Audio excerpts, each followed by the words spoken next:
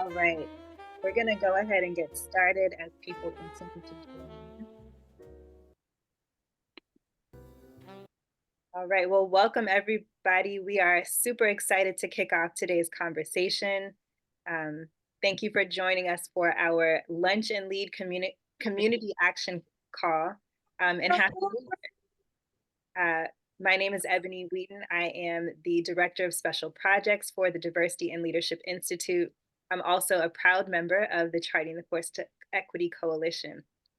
So these lunch and lead calls are hosted on a monthly basis as a means of convening and activating community leaders from across the state around issues of cultural responsiveness, diversity, equity, and inclusion in public education.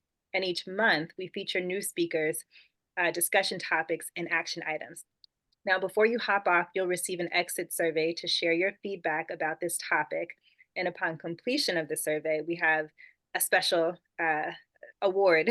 You'll have the opportunity to be entered into a raffle for a Self-Care Isn't Selfish hoodie, which was designed by a current educator of color from Tennessee. So please be sure that you complete that survey before you exit.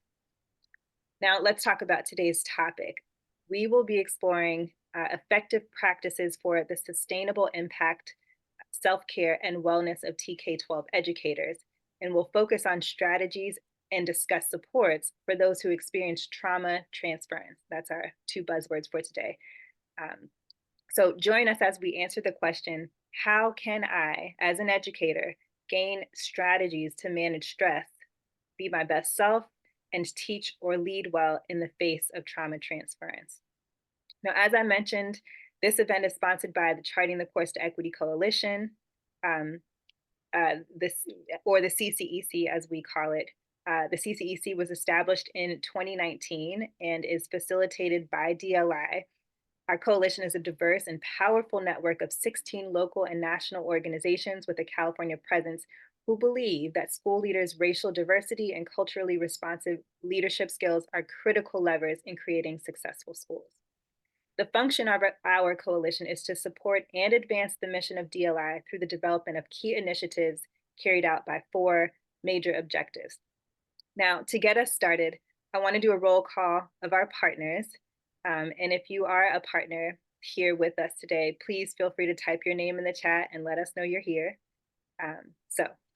Without further ado, Diversity and Leadership Institute, Loyola Marymount University School of Education, ACSA, also known as the Association of California School Administrators, UNCF, Innovate Public Schools, CCSA, or the California Charter Schools Association, Teach for America Los Angeles, National Charter Collaborative, EdLoc, or Education Leaders of Color, Center for Powerful Public Schools, Education Trust West, Families in Action for Quality Schools, Black Educator Advocates Network, or BEAN, JLC Social Impact Consulting, Educators for Excellence Los Angeles, and last but certainly not least, ABC. Now, these lunch and lead calls are for you and all of us to engage, learn, and leave equipped with information to act. So today we invite you to do just that. One last thing, we want to invite you throughout the events to engage on socials using the hashtag lunch and lead. And if you're not already following us, DLI, on Twitter, please retweet about the lunch and lead at DIL_Institute. All right, we're going to shift gears now and introduce today's topic with a little bit of context setting. So teachers are often expected to fill many roles: educator, counselor, mentor, caregiver, etc. They invest time and energy into supporting their students' well-being, often neglecting their own. This neglect can contribute to feeling overwhelmed, frustrated, and even a loss of passion for their occupation. Data supports this, as more than 270,000 teachers nationally have left the profession each year since 2016, and this trend is expected to continue through 2026, according to the US Bureau of Labor Statistics. Moreover, the data show that teachers of color are leaving the profession at even higher rates than their peers, and one of the primary reasons is trauma transference. Now, in the context of the teaching profession, trauma transference occurs when student trauma, such as abuse, neglect, violence, challenging household circumstances, manifest outwardly in the classroom or the schoolhouse and is transferred to educators who become responsible for addressing that trauma. In other words, when students are traumatized, so too are the educators who lead them. But we know that trauma transference can happen in other settings as well, even for those of us like myself who are not educators. And we think that today's conversation around wellness will be beneficial no matter your profession. So, just before we kick off this event with a panel discussion, I want to introduce our moderator, Dr. Theo Fowles. Theo is a two-time graduate of USC, University of Southern California, where he earned his BA in Critical Studies of Cinema and a Doctorate of Education at the Rossier School of Education. His research explores how former foster youth use social media at institutions of higher learning. With a broader interest in learning how to integrate entertainment, social media, and academics to create leaders inside and outside of the classroom, Theo is especially focused on supporting students of color, and his expertise has created pathways in K-12, higher education, and nonprofit spaces. Dr. Theo, as students know him, was born in New York, raised in the Chicago area, and now calls calls home Los Angeles. He is a proud member of Phi Beta Sigma Fraternity Incorporated, and we are delighted to have him in this space. Welcome, everybody, to Dr. Theo.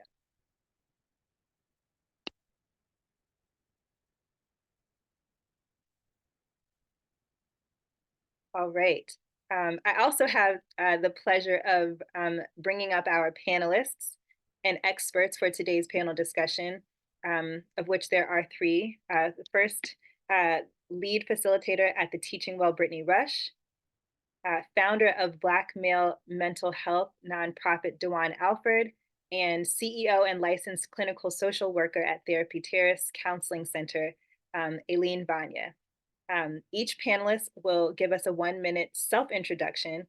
And as you do so, please share the focus of your work, how it intersects, and also how it intersects with the topic of trauma or mental health in the education space. So we'll start with Brittany Rush. Awesome. Thank you. Hello, everyone. Good morning or afternoon, depending on where you are. It's good to be in the space and in company with each of you, presencing my identities this morning or this afternoon. For me, my pronouns are she, her. I come into this space as a very proud Black woman, educator, mother, community caregiver, pastor. The list goes on. But I work as a lead facilitator with the Teaching Well. We are a BIPOC majority identity forward team of former teachers, school leaders, district leaders, healers, practitioners that are essentially working together collaboratively and collectively to support educators to stay healthy, to stay connected, and ultimately to stay in the field of education to serve as liberatory change agents in their communities. So really, really honored to be with you all in the space today. Thank you so much, Brittany, for that introduction. We'll now bring up Aileen Vanya as she gives an introduction to herself. Thank you, Ebony. Good afternoon, everyone. So my name is Aileen Vanya Guillaume. I'm a licensed clinical social worker and the owner of the private practice Therapy Terrace here in South Florida. We went virtual during the COVID years, and we're still primarily virtual. And although my practice consists of multiple clinicians that have different specializations, such as I have mental health counselors and marriage and family therapists, I myself, I primarily specialize in trauma and the mental health issues that comes with the consequences of trauma. So my background includes managing a homeless shelter for women and children for several years, working with the Department of Children and Families and foster homes and adoptive homes, as well as working with veterans at the Veteran Administration Hospital. Currently, I not only see clients, but I facilitate workshops to bridge the conversation between the mental health community and the Christian community. how my work is relevant to what we're talking about today. On my caseload and at Therapy Terrace, we have multiple teachers, multiple BIPOC teachers and educators as patients of ours. And so we see firsthand how trauma transference affects them, affects their personal lives, and affects how they teach in the classroom. So I'm very happy to be here and I look forward to the conversations. Thank you so much, Aileen. We are going to now have Dewan introduce himself. Good afternoon. I'm on the East Coast. I'm in DC. My name is Dewan Alfred. I'm based here in Washington, DC, founder and director of Black Male Mental Health, which is a digital platform that is really creating space for men of color to gather virtually and in person and explore the um, I guess the intricacies and the layers of masculinity and what emotionality looks like for Black men and men of color. Um, this began with a social media platform that has grown to an initiative that is working to compile Black male therapists as we're starting to see many men are in search for same sex, same race practitioners and often face many barriers with accessing quality care and resources. So we started this organization to simply begin to do three things really is to create safe spaces for Black men to gather and also begin to aggregate Black male wellness practitioners, which represent less than 1% of the psychology workforce, and also begin to amplify stories and connect Black men to services and resources and whatever that looks like.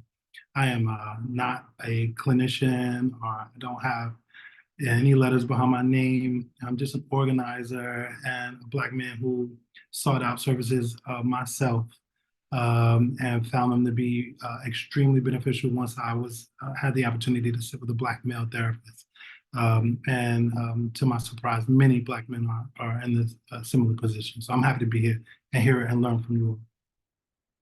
Thank you for that introduction, Dewan, and your reputation certainly precedes you. So we're happy to have you. I'm going to turn it over to Dr. Theo to begin our panel discussion. Awesome, awesome. Hey, everyone, I'm glad to be with you here today.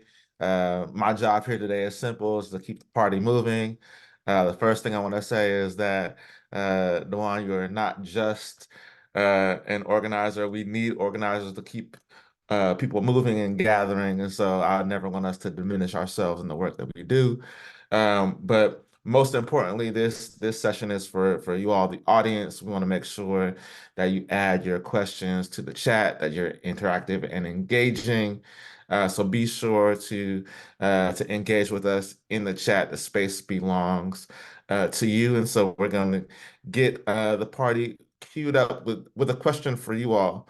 We're going to pull up a poll here really quickly and just ask you in regards um, to trauma, to the trauma that a student brings into the classroom, who should be the primary person to bear that responsibility? Is it educators? Is it parents? Is it school administrators? Is it therapy or counselors at the school? Who should be owning this experience?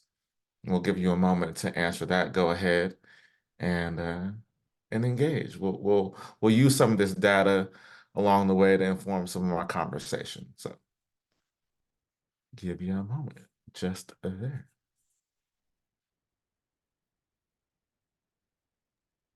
See the poll responses coming in. Just about everybody has answered, so I'll share those results in about 10 seconds. We'll give you 10 more seconds to complete the poll, and would love for everybody who can to participate. We want to hear from you.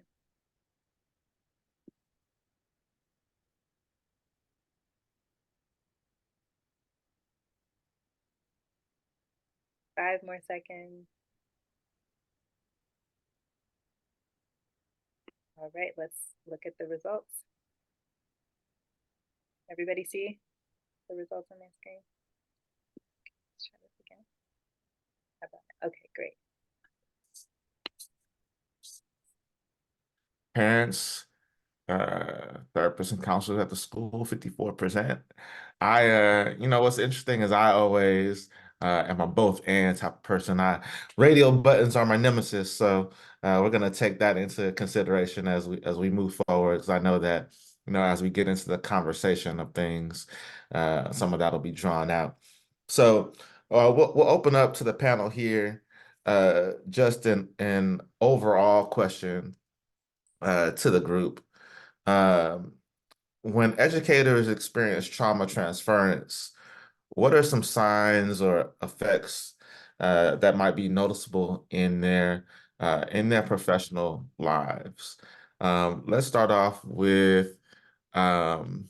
We'll start with you to kick us off, and maybe popcorn to the next person that might want to share. Sure. So multiple issues and symptoms, right? So I want to, and I'm sure the other panelists may note other things that that I'm not going to say, because I want to focus on the ones that I see the most in my practice. I would say the first one I see the most is behavioral issues from the therapist. I'm sorry, from the individual, from the educator. And so what I mean by behavioral issues is tardiness to go to work, missing work, absenteeism. I kid you not, I don't know how many FMLA paperwork I filled out, especially towards that end of COVID. My teachers were exhausted. They were coming to me with FMLA paperwork, like, I need a mental health break, I need a year off. And so changes in teaching style, that compassion fatigue, becoming less engaging, becoming less creative in the classroom, becoming less passionate. The COVID years just did a lot to our teachers, not being able to see the students, and then having some of the students and their issues really magnified during the COVID years because they're not in the classrooms anymore. So now their problems at home were intensified. So I would say behavioral issues is like the top one that I see the most. And then a solid second would be physical issues, fatigue, exhaustion, digestive issues, headaches, changes in sleep patterns, things that you may think it's something going on with you health-wise, but then when you go to the doctor, nothing's wrong. Blood work is clean, everything is clean, but it's stress. It's stress, it's trauma transference, it's the vicarious trauma. That's what's causing all of those physical issues. So those are my top two that I see a lot. Awesome. We see that stress manifesting. How about you, Brittany? What have you seen? Yeah, I'm completely aligned with you, Eileen. We've seen exactly the same things. And I love this question because one of the things that we work with our educators on is really recognizing those body and behavior cues and noticing when stress is showing up somatically, right? Mind, body, and spirit, and what it looks like. And so one of the things that we notice very similarly that you lifted are those cues of ill health, are the cues of fatigue, and recognizing when your body and your behaviors are shifting you from fatigue into ill health zones, and recognizing those cues. Some of the others that we've seen as far as behavior wise are showing up as like avoiding emails and other day-to-day tasks that come along with responsibility and role. Even tendencies related to communication and relationship that show up as antisocial, right? Not to be confused with introversion, but like retreating and those behavior cues. So a lot of our work has presents very similar cues amongst educators. And so really working within our community to build those patterns of recognition amongst educators. And Dee, go ahead and round us out. What does that look like for the Black men that you've been working with?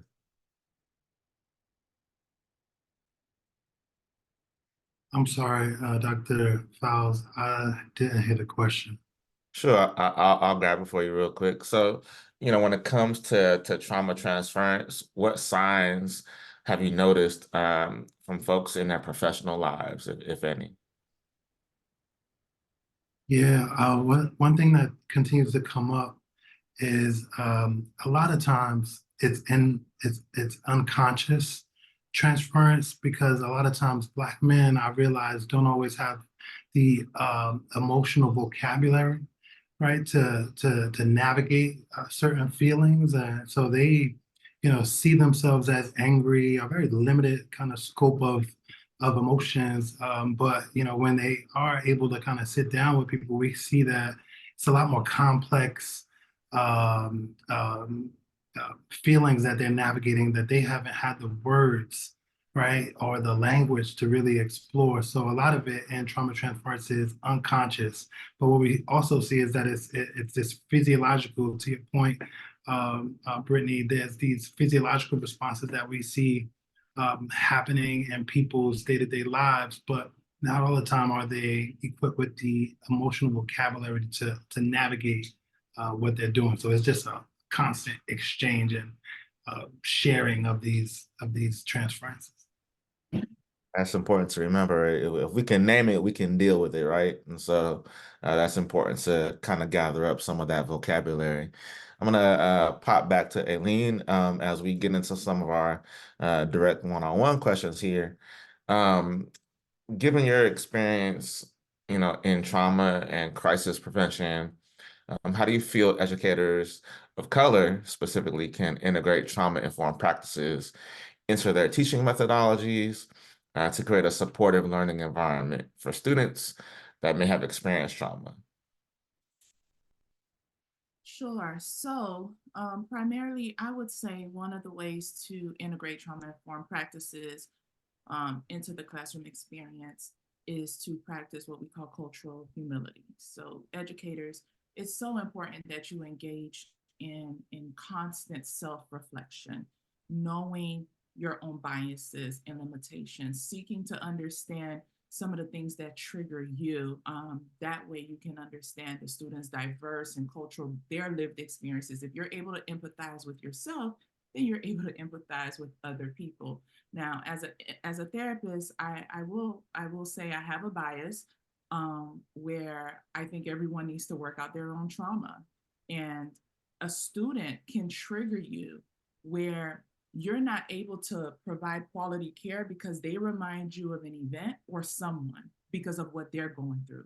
So it's so important that you practice in self-reflection, you acknowledge some of your issues, go to therapy, work out some of your things. It starts with you in order to be able to bring it into the classroom. When it comes to engaging with the students, you want to affirm their lived experiences. That's so important. You should never say to a student, well, it's not that bad, or try to minimize their experiences, maybe by sharing a story that you might think is worse. Like in slang, we call them the one-uppers, right? The one that's the person that's like constantly one-upping your story. What that really does is it belittles the student's experience. So you want to listen, you want to ask questions, you want to engage instead. Also, I want to note that it's really important that you set clear expectations and routines in the classrooms. I know our educators are really great with that, but keeping those routines and expectations, because consistency and predictability is something that a lot of our students who experience trauma, they don't get at home. Sometimes, especially if they're experiencing active trauma at home, having a space where they always know what to expect is so important for their well-being. You want to practice mindfulness, relaxation techniques. I know we have someone else that will teach us a little bit about that later, but that's so important that you know how to self-regulate and manage stress so that you can be able to teach others. You may be the only one, unfortunately, that is able to teach that child, that student, how to self-regulate. The last thing I want to note about how we can make sure we create a supportive learning environment for students that may experience trauma is more on a community level or systematic level, if you will, is advocating for better mental health services at these schools and the communities. I know that's a tall tell. I know that. I'm not saying it as if it's easy. I really am not. But something that pains me is that a teacher should be able to teach freely. if they are also holding space for a child who has experienced trauma, now we have a dual role in that classroom. And so teaching, sometimes it becomes secondary, right? Because instead of the first priority, teaching is the second priority, because now you have to navigate this child's trauma. You have to stabilize them. I'm not sure how familiar all of us are with Maslow's hierarchy of needs, but when you look at the hierarchy of needs of a human being, the foundational needs we have are the physiological needs. That's your water, your food, your shelter, air, right? But right above that is your safety needs, your health, your security. So what I'm trying to say is that if our children don't have these foundational needs met, and there's active trauma at home, there's no mental health resources for them to go to. We have a shortage of school counselors in the school, or we only just have this one counselor for about 500 students. It'll be a challenge for them to learn anything because their foundational needs are not met. You cannot teach a hungry child. You feed them first, then you teach them, right? And so when we have active trauma, active issues going on at home, then now the teacher has to, they have to hold space. They have to be an emotional babysitter, if you will. And that's just not fair. It's really not fair. And so that would be, I think, my number one thing, advocating for more and better mental health support in the schools and in the local communities. Awesome, awesome. We got the doors of the church are now open. I see the chat and the chat is going off here. I wanted to ask you a short and sweet question here, just in terms of how you approach counseling, in general. What are some of those unique challenges faced by educators of color, and how can counseling intersect with cultural competency and mental health support? How can we engage both of those things at the same time? So for me, I know what we're seeing, and when our teachers, what our students are going through, our teachers are not absent from it. So our teachers, they have lives, they have their own personal and private lives as well.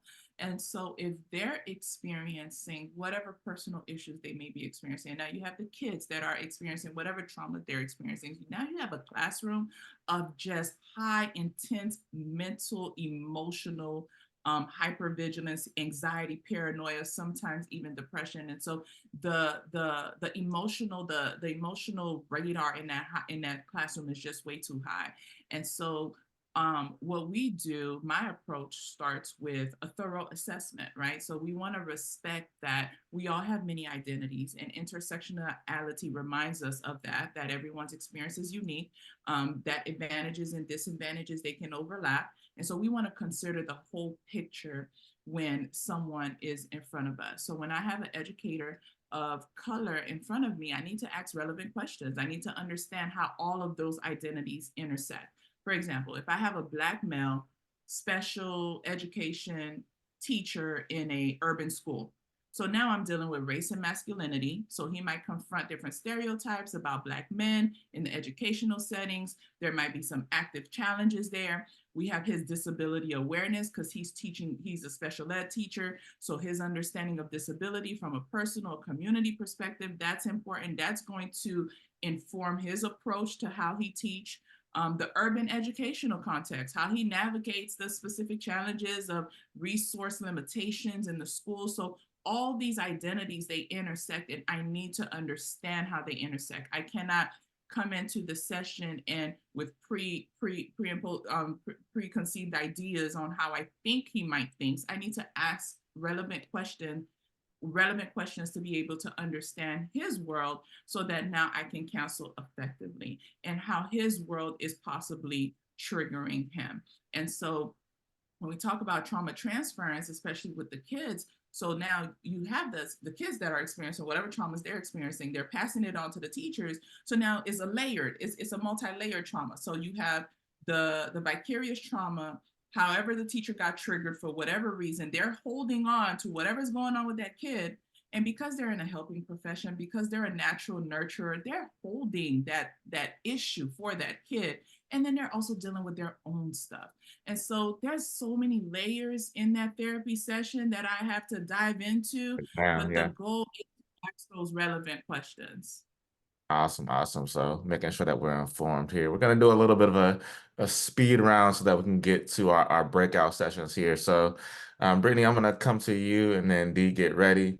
The one question I wanted to ask you, Brittany, is really around what resources are really important for folks to have in terms of addressing specific mental health needs and creating sustainable impact in their classroom, right?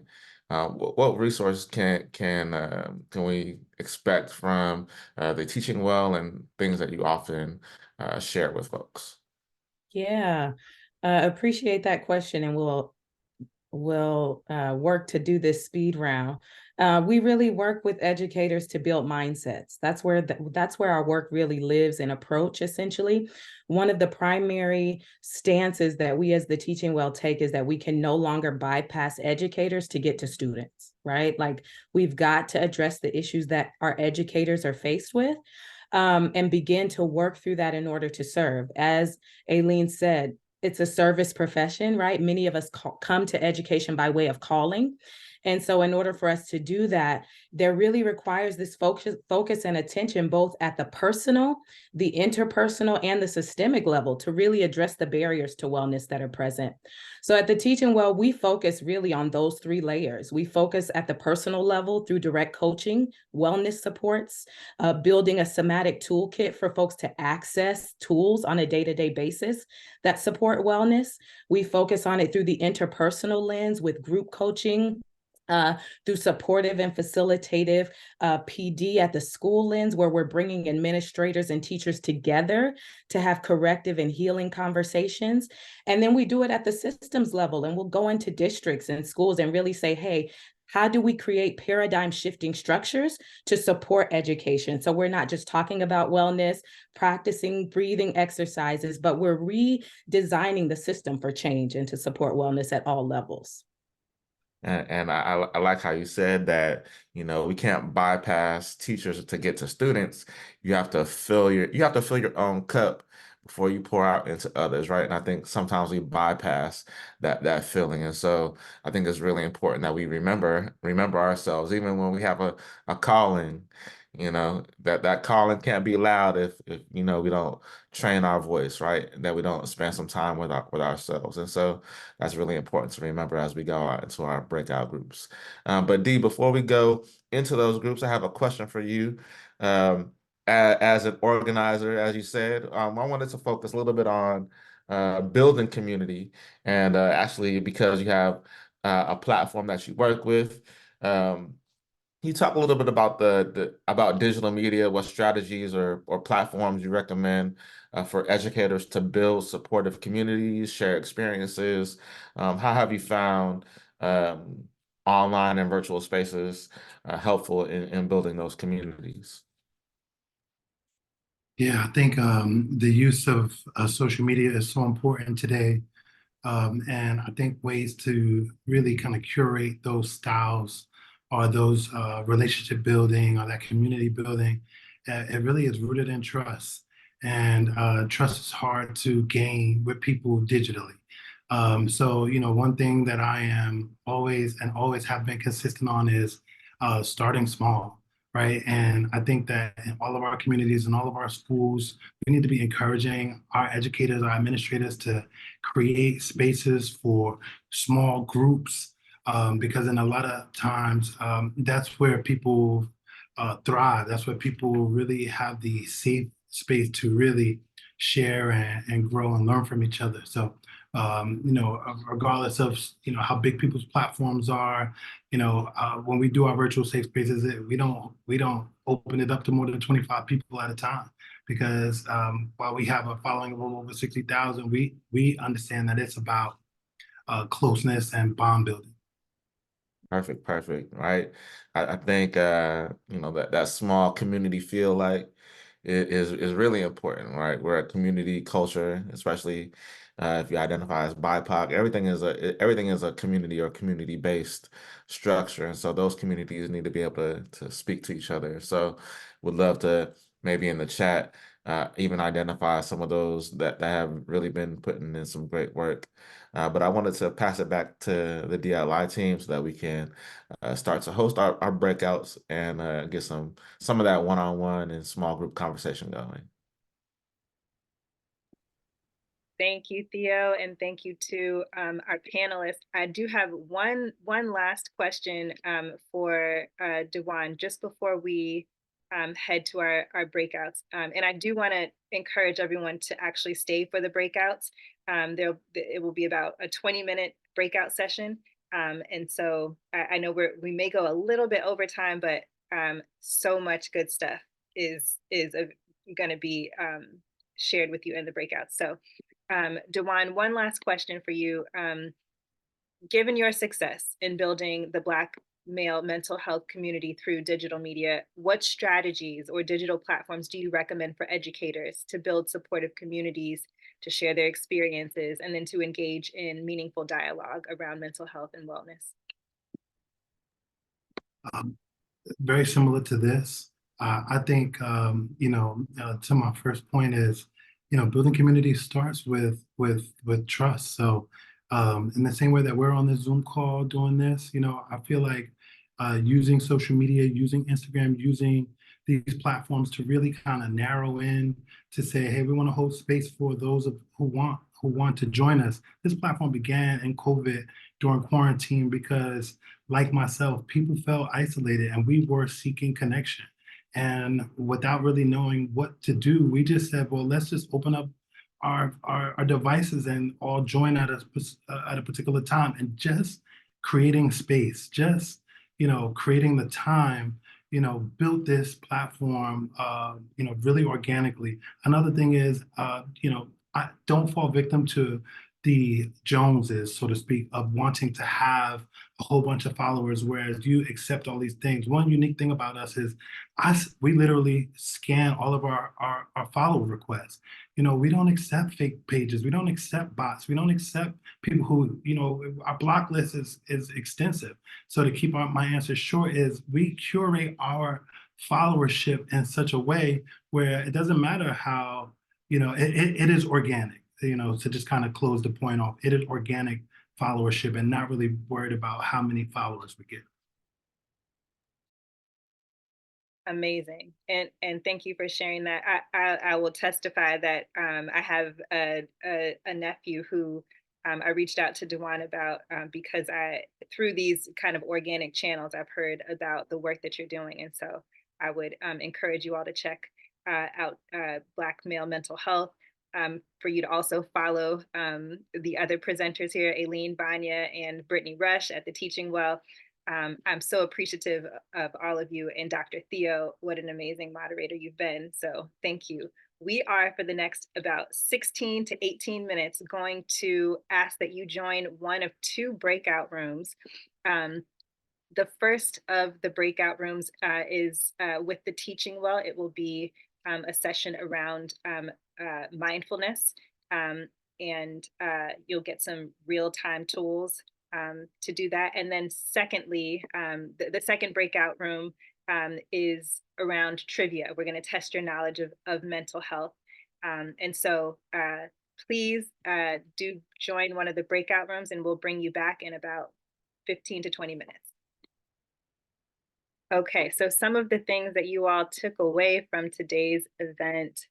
1 in 7 adolescents are experiencing trauma, which is far too many, Jennifer. I think I was there for that trivia question. I'm not even sure how to pronounce this. Is this vagal toning? I'm gonna have to do my own research, but folks learning more about trauma transference in general and how to support teachers. Pathworm for suicide ideation. Wow, you all talked about some really serious topics, and I appreciate your engagement in this discussion. So keep the comments going in the chat as I close out, and thank you all. So we're grateful for a really lively discussion today.